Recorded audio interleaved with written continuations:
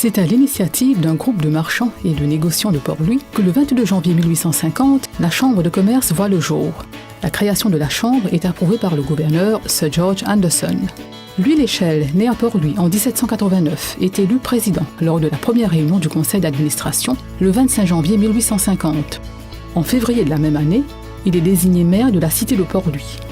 Francis Chanel, premier secrétaire, est né à Southampton en 1812 et arrive à Maurice en 1838. Il est journaliste de formation. C'est à la loge de la Triple Espérance, située à l'angle des rues de la Corderie et Dauphine, connue alors comme la rue des Francs-Maçons, que la Chambre voit le jour. En 1867, elle s'installe à la rue La Reine. Puis, en 1875, elle emménage dans un local à la place d'Armes. L'immeuble devant être reconstruit, la Chambre doit déménager pour s'installer à la rue Rémy-Ollier. En 1967, par besoin d'espace, la Chambre loue des bureaux dans l'immeuble Anglo-Mauritius jusqu'en 1980, année où elle s'installe à la rue Royale à Port-Louis.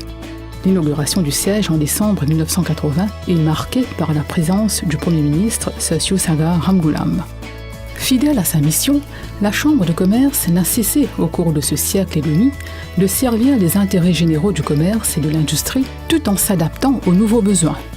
Le nombre de questions soulevées pendant les différentes réunions témoigne de la volonté de l'institution de promouvoir les intérêts des opérateurs tout en œuvrant pour le développement économique.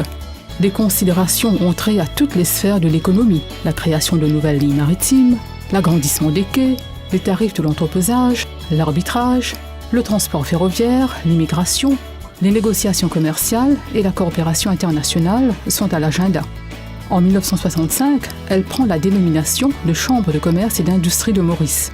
Sa contribution dans le processus de développement économique s'accroît davantage, ce que confirment les armoiries de la MCCI, réalisées par le Royal College of Arms, dont la devise est « Non nobis sed patria », c'est-à-dire pas pour nous-mêmes, mais pour la patrie. Son rôle sur le plan international s'accentue également au fil du temps. Déjà, en 1874, elle confirme son adhésion à l'Association des chambres de commerce du Royaume-Uni. Au fil des années, elle consolide ses relations avec les autres chambres de commerce.